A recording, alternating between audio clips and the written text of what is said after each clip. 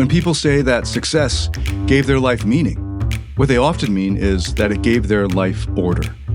It created a sensible hierarchy. Some things mattered more than others, and then that ranking would feel obvious in light of the organizing principle of success. Energy flowed toward what advanced the mission, and everything else could be set aside without too much internal conflict. This is why it's too simple and frankly unfair to describe achievement as a shallow distraction or some psychological trick. Welcome to Beyond Success, the podcast for high achievers seeking deeper meaning, fulfillment, and purpose. Now, here's your host, world-renowned leadership coach and therapist, David Tian, PhD. There's this moment that most high-achieving people almost never talk about, mostly because it doesn't look obvious or dramatic from the outside. Life and career slows down a bit, the pressure at work eases, the big push for the exit or for that deadline on the project ends. And whatever you were chasing or carrying or fixing finally gets handled. And the emergency meetings are gone, the rush of meetings start dropping off, the deadlines stop piling up, and your calendar opens up in these small but maybe unremarkable ways. And instead of relief, there's this weird sense of emptiness. Nothing's wrong per se. You can't put your finger on anything that needs to be fixed. And that's part of what makes it so confusing. Anyone looking in would probably say, you should be happy. You're doing well. You've made good money. The job's fine. Your standing is solid. You're functioning perfectly. You're showing up every day, and there's no mess to clean up. But what's actually happening inside, instead, is much harder to put your finger on. It doesn't feel like anxiety because there's nothing obvious to worry about. It doesn't feel like sadness either because nothing has been taken away or lost. It's flatter than that, less sharp, a low-level unease that doesn't push you to act, but also doesn't leave you alone. What's missing isn't drive, you can still work, you can still perform, you can still push whenever you need to. The thing that's missing is a sense of where any of that should point. What's the point of all of this? For a long time, success handled that for you. It didn't spell things out or hand you a philosophy, but it worked in a practical way. It organized your life. Success and achievement were the organizing principles of your life. They decided what got your time and what could wait. They made trade-offs feel obvious. Success and achievement told you which sacrifices made sense to you and which ones would have been reckless. They shaped your days and weeks, and even the version of yourself that you were allowed to be while you were doing it. When you were tired, the goal explained why the tiredness was worth it. When relationships got strained, the mission justified that cost. When aspects of your life were put on hold, success carried the promise that the delay had a bigger reason, had a bigger point. Then, after you've gotten there, without any big announcement or red flags, that organizing force stops doing its job. You still know how to succeed. That doesn't disappear. What disappears is the sense of what deserves to sit at the center of your life now, the organizing principle now. This isn't a warning sign per se. It doesn't mean anything is wrong with you. It's a new phase that a lot of people who are very capable move through without having any words for it, often while everything on the surface looks just fine, so they can't even talk to other people about it. The issue isn't that success lets you down. The issue is that success finished the role it was supposed to play, and no new organizing principle or force has taken its place yet in this new phase. So if the problem were simply that success stopped working, then this would be easy to understand. But what matters here is what success had been doing all along, often without even being noticed. Success was never only a reward waiting at the end of effort. Success functioned as an organizing system for life. It invisibly arranged your priorities, coordinated what needs to be sacrificed or trade-offs, and it gave structure to days that might otherwise have felt random or arbitrary. It decided how your time would be spent and what you could postpone without guilt. Success made certain losses feel acceptable and others feel irresponsible. It translated effort into self-respect in a way that felt earned rather than just imagined. Most high achievers experience this long before they ever even reflect on it. When success is operating well, it answers questions without even having to speak up. It tells you where to aim and what deserves attention at any given moment. It tells you which parts of yourself should be emphasized and which ones can wait their turn or be exiled. It gives permission to be narrow or focused, even imbalanced for a time, because there is a clear reason for doing so. And this deserves to be spoken about generously. It's very well intentioned. For ambitious people, this arrangement is not a mistake. It's adaptive. It reduces uncertainty in a complex world. It coordinates effort across long stretches of time.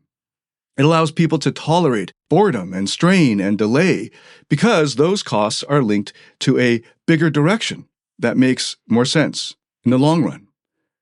Life coheres around forward motion, and then that coherence brings stability, even when the work itself is hard. When people say that success gave their life meaning, what they often mean is that it gave their life order. It created a sensible hierarchy. Some things mattered more than others, and then that ranking would feel obvious in light of the organizing principle of success. Energy flowed toward what advanced the mission, and everything else could be set aside without too much internal conflict. This is why it's too simple and frankly unfair to describe achievement as a shallow distraction or some psychological trick. It works because it solves a real problem. It gives shape and direction to your effort. It turns scattered desire into directed action. It allows responsibility to be carried without constant doubt about whether the weight is justified. Ambition, in this sense, is not a character flaw. It's a way of relating to uncertainty. It's a method for deciding how to live when time, attention, and energy are limited resources. Wanting to build something, or improve something, or take responsibility for outcomes larger than yourself is not the problem that I'm looking at here. The difficulty appears later, after that system has done its job. Because success organizes life by narrowing it. It works by subordinating some values to others for a period of time. It delays questions about what else might matter, because answering them would interfere with the momentum. As long as the direction remains unquestioned, then this narrowing feels like clarity rather than loss. In the long term, though, the organizing power of success depends on pressure, deadlines, scarcity, external stakes, and comparison. All of these help keep that hierarchy intact and active. When those pressures lessen, the structure that they supported weakens as well. The person remains capable, the skills remain, the discipline remains, but what fades is the internal authority that once made trade-offs feel so obvious or self-evident.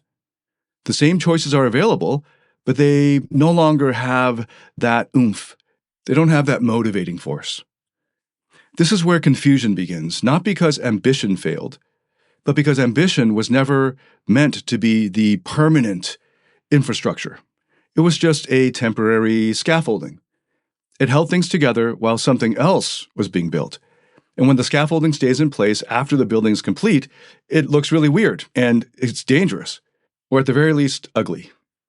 Thus, the problem doesn't come from wanting more or building things or taking responsibilities seriously. The problem comes from assuming that the same organizing system can continue to govern your life after the conditions that gave it force have now changed. And once that organizing force drops away, what follows immediately isn't a crash. It's more like a loosening up. Things don't just fall apart. They just stop holding themselves together the way they used to. There's often a moment when enough arrives, and most people miss it because it doesn't feel emotional. It's merely structural. The pressure that once kept everything aligned eases off, and the stakes that used to concentrate your attention soften or lower, and the constant sense of urgency thins out, sometimes without you even noticing when it's happened. And when all of that happens, what opens up first is space, more time, more choice, fewer forced trade-offs. And at first, that feels like freedom. It's what people say they've been working toward. But the inner machinery doesn't automatically update at the same pace as the external reality. Your options multiply faster than your priorities can reorganize themselves. For years, the external scorecard carried weight, authority. It told you what counted and what didn't. It decided what moves advanced the story and which ones were mere distractions. And when that scorecard loses its grip on you, it doesn't hand off the responsibility to anything else. It just goes quiet and leaves a big void. And you're left holding the primary question. You still know how to perform. That part is intact. You know how to set goals, execute plans, manage pressure, deliver outcomes. You can still pick a direction and move hard in it. But what's less clear is why any one direction should matter more than another, now that the old stakes aren't driving those decisions. And this is where a lot of people feel unsettled without being obviously distressed. Nothing is obviously wrong enough to fix. Nothing is broken enough to demand your attention immediately. And yet, choosing feels heavier now than it used to. Decisions that once felt obvious to you start to feel random or arbitrary. Do I push further here, or is that just momentum talking? Do I take on more responsibility here, or is that just habit? Do I rest, explore, build something new, or simply keep the machine running because it's my comfort zone, it's familiar? Perhaps the strangest part is that all of these options are available to you, but none of them are enticing enough or drawing you or having any kind of motivational force over you. When success was doing its job, it narrowed the field of choices. It reduced life to a small set of meaningful moves. After you reach a certain level of success, though, that narrowing relaxes. Life widens up again. And in that widening, without an updated sense of order, you feel disoriented rather than liberated. People often describe this as feeling unmotivated, but that actually misses the point. The energy is still there, the capacity is still there. What's missing is the internal ranking system that once made effort feel directed rather than random or scattered. So there's a pause, not a dramatic one, more like a long exhale. And in that pause, many people realize they've been very good at following a structure that no longer applies. And this is the part that a lot of people rush through. They look for the next target, the next challenge, the next thing that will restore that old sense of gravity. But before anything new can take hold, there's usually a stretch of uncertainty where nothing pulls quite hard enough to organize everything again. And that stretch isn't a failure, it's a gap.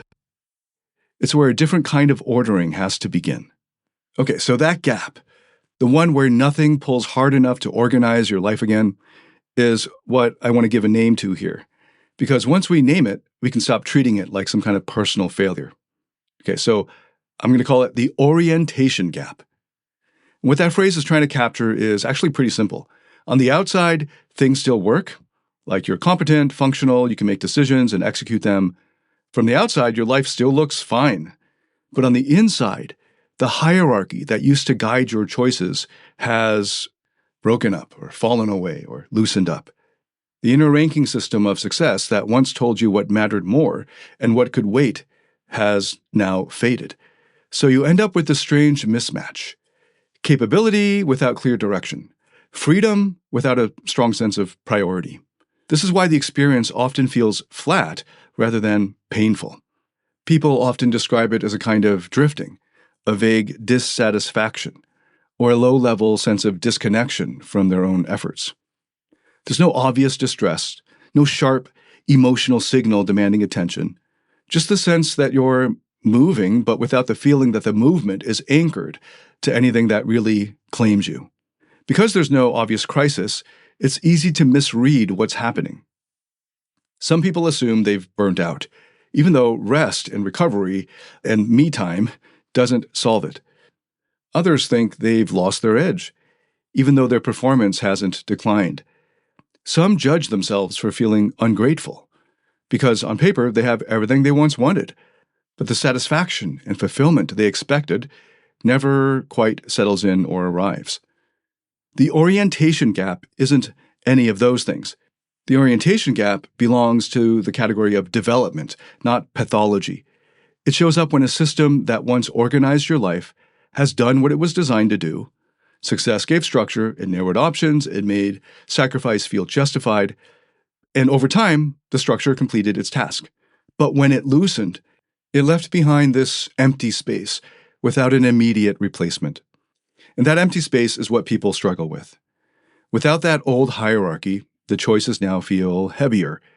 Effort feels less self-explanatory. You start asking questions you didn't need to ask before, not because you're confused, but because the previous answers no longer worked. They no longer carried any authority. Like, what matters now? What deserves commitment now? What kind of responsibility actually fits the life you're in now, rather than the one you were building toward before? When people don't have language for this phase, they tend to treat it as like a malfunction or like a midlife crisis. So they look for fixes. They think something's broken. They try to restore the old structure instead of recognizing that it ended and served its purpose, and it ended for a good reason. Sometimes the real problem isn't more effort or more motivation. It's knowing the right direction. A lot of people listening to this podcast are capable and driven.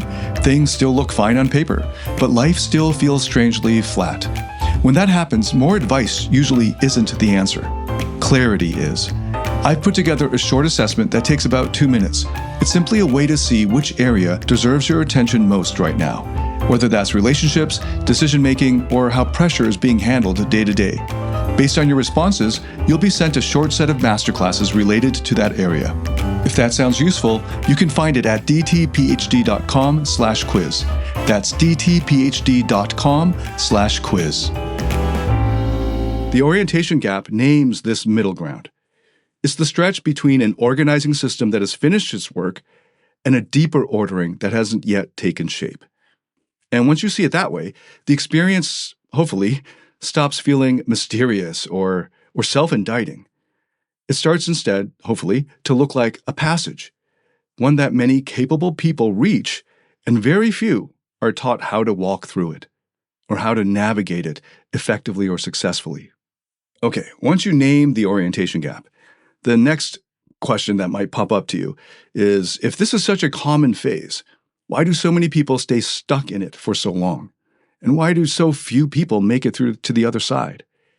The short answer is that most people don't sit with the gap. Instead, they rush to fill it. When the old structure loosens up, the instinct is to reach for substitutes that feel familiar. New goals appear, more work gets added.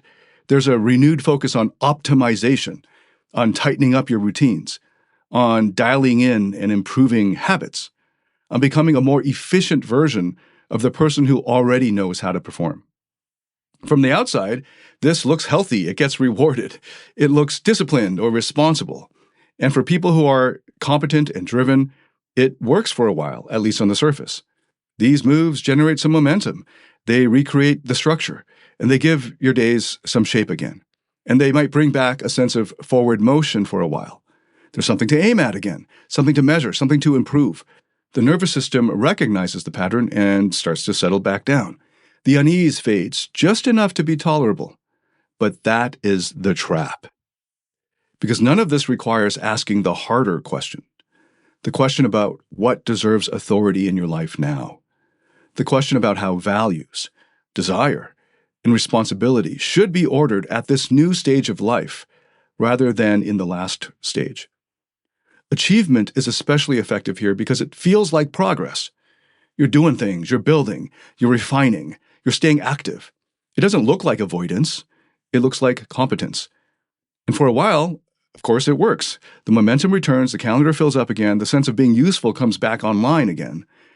And then the orientation gap gets papered over with mere motion and busyness.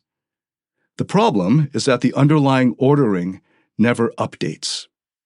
What's happening under the surface, in your unconscious, is that the same organizing system is just being restarted, even though the conditions that gave it meaning have now changed. The goals are newer, the metrics sharper, the language is maybe more sophisticated, but the structure is still external. It still relies on pressure, scarcity, and performance to decide what matters for you. This is why people can stay busy for years while feeling slightly disconnected from their own efforts. They're functioning inside a structure that no longer fits them, and activity keeps them from having to notice that mismatch too clearly. So there's no moral failure here. This isn't about cowardice or denial. It's about familiarity and comfort. When you've spent most of your life succeeding by doing more, doing better, aiming higher, those are the tools you reach for when things feel off. Reordering life from the inside asks for something very different. It asks for a pause that doesn't immediately produce results. It asks for attention rather than merely execution.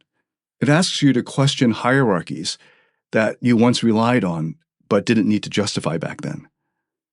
That kind of work doesn't advertise itself as progress. It doesn't give you quick feedback. It doesn't slot neatly into some productivity system. And that makes it uncomfortable for achievers who are used to competence being rewarded quickly. So the gap persists, not because people are unaware of it, but because the available substitutes are so effective at delaying it. You stay in the gap, but you don't even know that you're in it. If any of this feels familiar, the point right now is not to judge it. It's merely to recognize the pattern. Most driven people don't avoid the deeper reordering because they're lazy or afraid. They avoid it because they're good at succeeding. And success itself has always been the tool that solved problems before. But this is the moment where curiosity matters more than correction. Once you see how the substitutes work, you stop, hopefully, mistaking motion for resolution. And that's usually the first step toward letting a different kind of ordering take form. And if you stay in that place long enough, the emotional side starts to show itself, even if it's subtle and easy to dismiss at first. It rarely comes in as some kind of strong feeling. Again, it starts off more like a desire that loses some of its pull. Things that used to pull you forward still make sense on paper, but they don't quite grab you the way they used to. There's a kind of restlessness, though it doesn't come with any urgency. You're not desperate to escape your life. You just don't feel fully engaged in it. Some people describe a faint sense of distance from their work. You're doing the work, you're meeting obligations, you're following through, but there's this mild sense of watching yourself do it from the outside, rather than feeling fully inside it. It's tempting to treat these feelings as some kind of problem, to assume that motivation has faded, or that passion has gone missing, or that something emotional needs fixing. And that reading makes sense if you're used to emotions driving action, but what's actually happening runs even deeper than that. Those feelings are signals. They show up because the inner ordering that once connected effort to meaning hasn't been updated for the new life. Your values, desire, and responsibility used to line up in a way that felt automatic. Effort flowed toward what mattered, obviously, and emotion just followed along. And when that alignment loosens up, emotions become harder to read and understand. The desire doesn't disappear, it becomes less specific. Restlessness doesn't turn into panic, it hovers. Engagement doesn't just collapse, it thins out. And this is where people often get confused, because they assume emotion should lead the way. They expect to feel their way toward the next chapter. And when that doesn't happen, they start pushing harder, hoping intensity will recreate clarity. But the issue is structural, not emotional. When inner ordering lags behind external success, emotion loses its organizing role. It stops pointing cleanly towards action because the hierarchy that it used to reference no longer applies, no longer holds. The feelings you're left with aren't wrong. They're simply responding to an outdated map. And this is where the deeper work begins, because it isn't about chasing stronger feelings or trying to manufacture enthusiasm. It's about noticing what your emotions are actually reacting to and what they're missing. When values haven't been re-ranked, then desire can't attach itself cleanly to anything. When responsibility hasn't been renegotiated, then the effort starts to feel a lot heavier. When meaning isn't anchored to a clear new ordering, even success feels oddly weightless. None of this suggests that something inside you has failed. It points instead to a system that did its job and then reached its limit. These emotions are telling you that the old coordinates no longer match the life you're now in. It's responding exactly as it should when direction has widened up and the internal compass hasn't been recalibrated yet to it. Once you see it this way, the feelings stop being enemies to overcome. Instead, you can see them as welcome information. And that information is really important because it tells you where your alignment has loosened up and where a deeper reordering has to take place before your natural motivation can feel grounded again. Okay, so once you see the emotional signals for what they really are, then the next question usually follows. What actually brings things back into alignment then? And this is the part where people usually want tools or steps. I'm going to resist that because this doesn't resolve through techniques. The orientation gap closes when people take the time to reorder three things deliberately and consciously. First, what they want now, not what they used to want, not what made sense 10 years ago, not what looks impressive from the outside or to others. What genuinely claims their interest and attention at this new stage of life, given the new reality they're living in. Second, what they're willing to sacrifice now. Every ordering involves trade-offs. The difference is that earlier sacrifices were often made in service of success, building momentum towards it. Later on, though, sacrifices need to be chosen with more care because they shape the kind of life you're actually living, not just the one you're trying to reach. Third, what they are responsible for now. As you grow, your responsibility will shift. It expands in some places and contracts in others. When responsibility isn't consciously updated, people either carry weight that no longer belongs to them, or they avoid weight that actually does belong to them.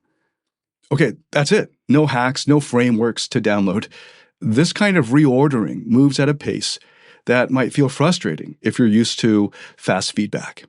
It doesn't lend itself to optimization, and it doesn't work well when handed off to someone else to decide for you. Most people miss this because it doesn't feel productive in the usual sense. There's no immediate payoff, no clear metric that tells you you're doing it right. What you're doing instead is rebuilding an internal hierarchy, so your effort, desire, and responsibility start pointing in the same direction again, in harmony, in alignment. The goal isn't to land on the correct answers.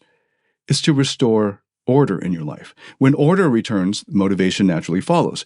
Direction naturally becomes clearer. Choices feel a lot less arbitrary, even when they're difficult. This is why rushing past this stage never really works. The work asks for patience, honesty, and a willingness to sit with uncertainty longer than should feel comfortable. But when people do take it seriously, they often find that the gap doesn't need to be forced shut. It closes naturally because the life they're living finally matches the way their inner world has been rearranged. It's important to consciously take your time with this, because when success stops organizing your life, something else automatically eventually will. It always does. The question is whether that ordering happens by accident, through habit and momentum, and sets you backwards or into a toxic pattern, or through attention and choice. Most people never pause long enough to notice this moment. Instead, they slide straight from one structure into another, guided by what feels familiar or rewarded. And over time, that choice compounds, even when it isn't made deliberately. This is why the end of a phase like this doesn't come with a conclusion or a sense of arrival. There's no clean handoff, no final answer that settles everything. Instead, what there is a widening responsibility to decide what deserves your priority when the old reasons no longer carry the same weight. And that responsibility can feel uncomfortable, especially for people who have spent years doing exactly what the old structure asked of them. But it's also the point where a different kind of authority becomes possible, one that isn't borrowed from pressure or scarcity.